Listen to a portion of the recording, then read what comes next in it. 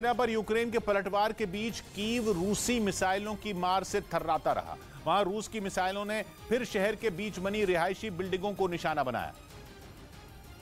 और वहां से आई एक तस्वीर में एक इमारत की कई मंजिलों में आग लगी दिखाई दी। धमाके की वजह से सड़क पर इमारत के बड़े बड़े टुकड़े टूट कर गिर गए। नीचे खड़ी गाड़ियां टिन के डब्बों की तरह पिचक गईं। बिल्डिंग में आग लगने के बाद कई लोग उसमें फंस गए, जिन्हें निकालने के लिए रेस्क्यू टीम वहां पहुंची। उन्होंने जल रही बिल्डिंग से लोगों को निकालना शुरू कर दिया, जिसके बाद इमारत से बचकर निकले लोग वहीं एक सड़क के किनारे अपने बचे कुचे थोड़े से सामान के साथ बैठे नजर आए। एक महिला तो अपना सब कुछ बर्बाद हो जाने पर फूट फूट कर रोती दिखाई दी। हालांकि कई घंटों की मेहनत के बाद उस इमारत में लगी आग को बुझा लिया गया। यूक्रेन जंग में पुतिन की एलीट फोर्स को बड़ा झटका लगा। रूस की ये फोर्स जंग के मैदान की हर जानकारी राष्ट्रपति तक पहुंचाती, या यूं कहें कि सीधा उन्हीं के इशारों पर काम करती। लेकिन यूक्रेन ने पुतिन की इस एलीट फोर्स के 7 जवानों को मारने का दावा किया, जिसे रूस के लिए एक बड़ा झटका माना जा रहा है, क्योंकि यूक्रेन में डटी इस फोर्स की कमान सीधे रूसी राष्ट्रपति के हाथों में है। यानी ये सेना जंग के मोर्चे से अपने दुश्मन की हर जानकारी पुतिन तक पहुंचाती है। लेकिन दावा है कि इस एलीट फोर्स को यूक्रेन में मुंह की खानी पड़ी।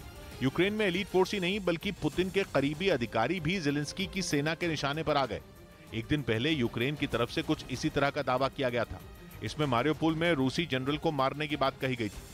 यूक्रेन के मुताबिक अब तक रूस के 3 बड़े अफसरों की जंग के मैदान में जान जा चुकी है। बताया गया कि ये तीनों मेजर जनरल रूसी राष्ट्रपति व्लादिमीर पुतिन के करीबी थे। और यूक्रेनी सेना की ओर से एक वीडियो जारी कर कीव जाने वाले रास्ते में रूसी सेना की पोस्ट को उड़ाने का दावा किया गया है। यूक्रेन की सेना ने वीडियो जारी कर बताया कि रूस की सेना को सपोर्ट देने वाली पोस्ट को धमाका कर उड़ा दिया गया, जिसके बाद पोस्ट से काला धुआं आसमान में उड़ता हुआ भी दिखाई दिया। तस्वीरें भी आप देखिए। बाकायदा वीडियो यूक्रेन की सेना द्वारा इसका जारी किया गया है, जहां पर रूसी पोस्ट को ध्वस्त करता हुआ ये वीडियो और साफ संदेश देता हुआ कि हम भी पीछे हटने को तैयार नहीं है। और मुंहतोड़ जवाब यूक्रेन की सेना की ओर से रूसी सेना को दिया जा रहा है। अमेरिका ने रूस से जंग लड़ रहे यूक्रेन को फिर भारी भरकम आर्थिक मदद दे दी। अमेरिकी राष्ट्रपति जो बाइडेन ने इसका ऐलान किया और उन्होंने इससे जुड़े बिल पर अपने हस्ताक्षर कर उसे मंजूरी भी दे दी। जो बाइडेन ने इस मदद को मानवता के लिए जरूरी बताया।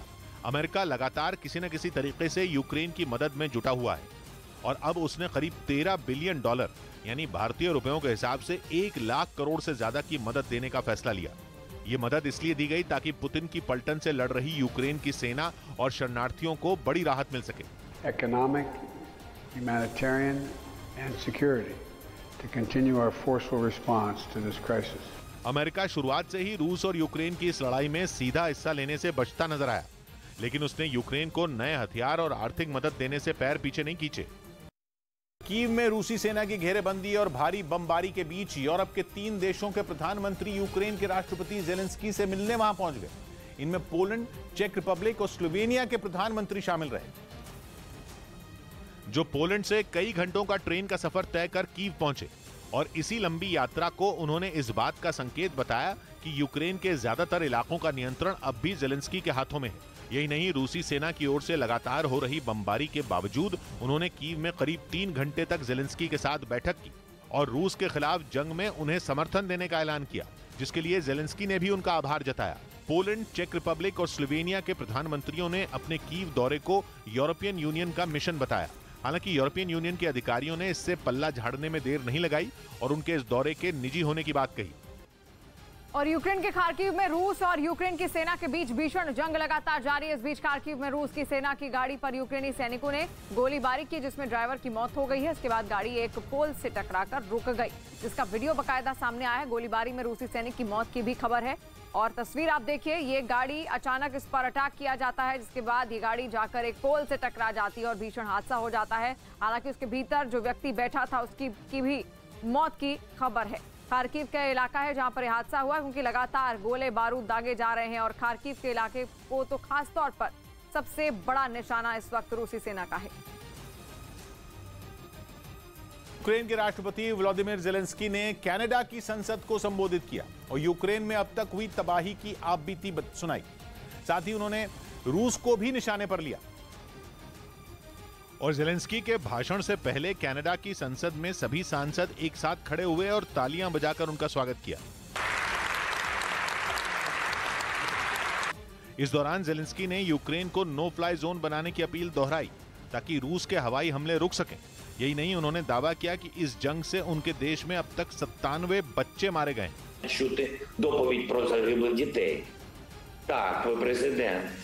इस मौके पर यूक्रेन के राष्ट्रपति ने कनाडा की संसद में रूस पर आर्थिक और सैन्य दबाव बढ़ाने की मांग की। लेकिन यूक्रेन के प्रधानमंत्री को कनाडा की संसद में बुलाने पर रूस नाराज हो गया। इसके बदले उसने अमेरिका और कनाडा समेत कई देशों के 300 नामी लोगों पर बैन लगा दिया। यानी अब ये सभी लोग रूस नहीं जा पाएंगे। और इन्हीं लोगों में अमेरिकी राष्ट्रपति जो बाइडेन के अलावा कनाडा के पीएम जस्टिन ट्रूडो का नाम भी शामिल है। जस्टिन ट्रूडो का नाम इसलिए क्योंकि उनकी सरकार ने भी अमेरिका की तरह यूक्रेन का समर्थन किया, जिसकी एक झलक कनाडा की संसद में भी दिखी, जहां ट्रूडो ने ज़ेलेंस्की को चैंपियन तक बता दिया। Democracies around the world are lucky to have you as our champion. यही नहीं, कनाडा की संसद ने यूक्रेन को हर संभव मदद देने का भरोसा दिया। साथ ही वो अब तक इस जंग के दौरान 500 से ज्यादा रूसी नेताओं, अधिकारियों और कारोबारियों पर प्रतिबंध लगा चुका है। WHO ने यूक्रेन को एक बार फिर दुबई से मदद भेजी। दुबई के 2 विमानों के जरिए पोलैंड के रास्ते यूक्रेन में फंसे लोगों के लिए राहत सामग्री पहुंचाई जा रही है, जिसमें कई बीमारियों से लड़ने के लिए दवाएं, मेडिकल से जुड़ी दूसरी चीजें और एम्बुलेंस शामिल हैं। I think primarily what we're focused on are the trauma and emergency surgery supplies, of course, to treat those who are wounded initially. विमानों के रवाना होने से पहले पूरी तैयारियां की गई, उनमें एम्बुलेंस चढ़ाई गई, विमानों तक सामान ले जाने के लिए ट्रकों को लोड किया गया और फिर विमानों को रवाना कर दिया गया। यूक्रेन में युद्ध छिड़ने के बाद से ही WHO वहां मदद की खेप पहुंचा रहा है। इसी कड़ी में उसने 2 और विमानों के जरिए सामान भेजा।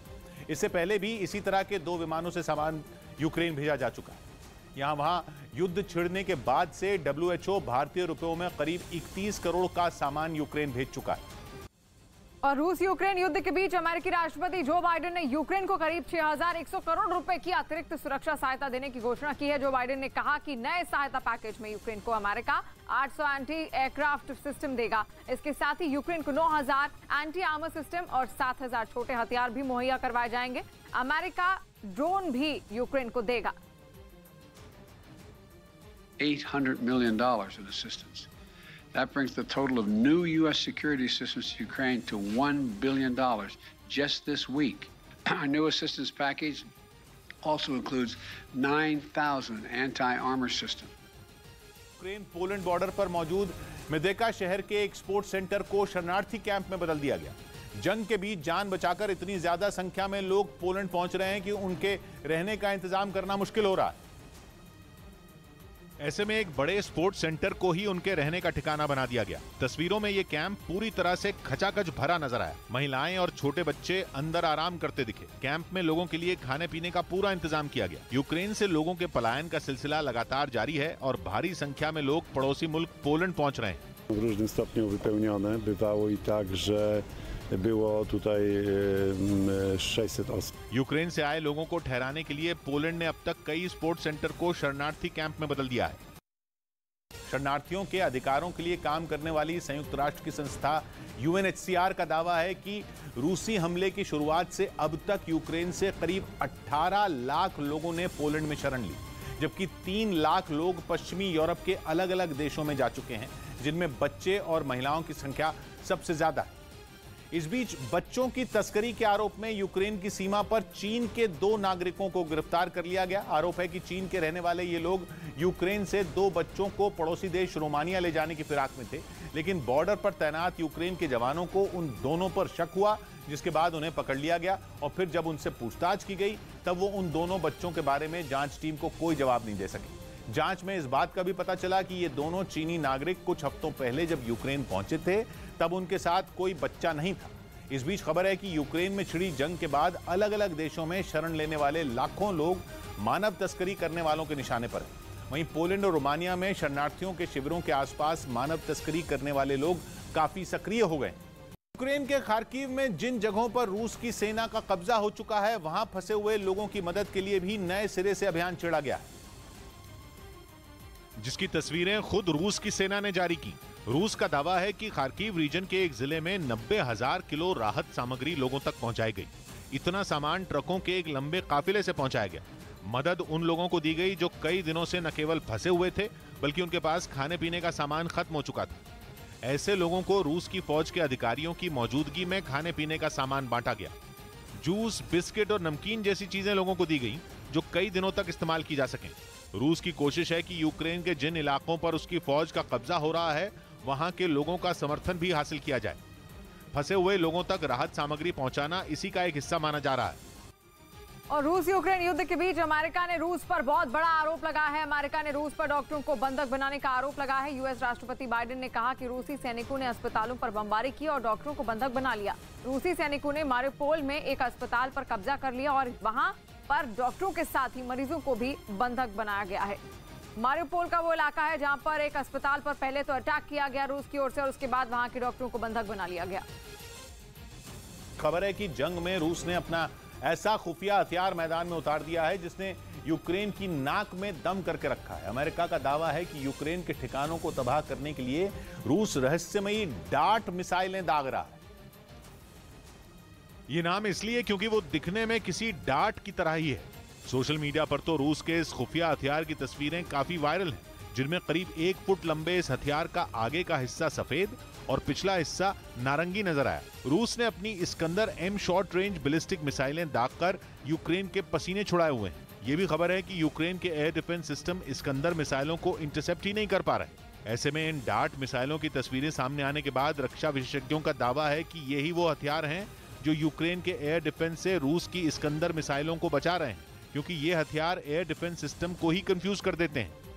बताया गया कि रूस की इस्कंदर मिसाइलें यूक्रेन में डार्ट जैसे दिखने वाले रॉकेट नुमा हथियार छोड़ रही हैं। यह हथियार ऐसा रेडियो सिग्नल पैदा करता है कि यूक्रेन के रेडार ही गच्चा खा जाते हैं। एयर डिफेंस सिस्टम रूस के खुफिया हथियार को ही अपनी तरफ आता मुख्य हथियार मान लेता है। इससे होता क्या है कि असली दुश्मन यानी इस्कंदर मिसाइल रेडार से बच जाती है और यूक्रेन पर कहर ढा देती है।